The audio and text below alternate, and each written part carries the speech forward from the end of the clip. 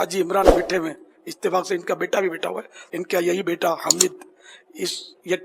Suzuki से टक्कर हो गई, खुद टकराया या सुजुकी ने टक्कर मारी। बहरहाल ये हमने तो उम्मीद छोड़ दी कि ये गया, ऐसा जख्मी और बेहोश पड़ा था कि जैसे लाश पड़ी होती है और लगे होते हैं नलकियाँ, सूझ गया था और अल्लाह ने बचा लिया। उसको ये हादसा हुआ, ये किसी आदमी की घूमती है, उस टाइम पर इन्होंने जाकर सुजुकी वाले को क्या कहा कि मैंने घबरानी, मैंने आपको माफ़ कर दिया है। चंद दिन पहले जो है ना हाजी इमरान के बेटे की गाड़ी मेरी गाड़ी से टकरा गई, उसको लियाकत में ले गए, उसके अहले खाना ने जो है ना मुझे माफ़ कर दिया और दीन की दावत दी और बोला इज्तिमा में भी आते रहना और काफ़िले में भी सफ़र करते रहना, और मुझे माफ़ कर दिया उन्होंने। और किसी किस्म का मुझे बाज़ लोग होते हैं गाली वाली चला देते हैं, गाली बकते हैं, मारते पीटते हैं, कुछ भी नहीं कहा मेरे को। अच्छे लोग हैं, इनकी मैं तारीफ़ करता हूँ। माफ़ करने में, दरगुजर करने में सुकून भी मिलता है, ये कुदरती तौर पर सुकून मिलता है। अब ये अगर माफ़ ना करते तो आज हिकायत भी ना बनती, तो हो सकता है माफ़ करने की बरकत से ये यहाँ बैठा हो,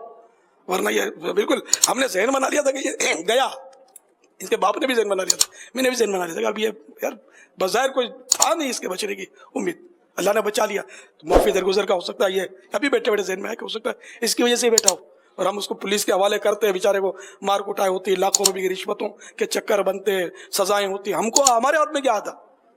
हमारे जितना इसका खून निकला उसका एक कतरा भी वापस पलट कर आता तो नहीं, ये होना था हो गया। नियत कर ले मीठे इस्लामी भाइयों कि अब हमारे साथ अगर कोई ज्यादती करेगा भी तो हम उसको माफ कर देंगे।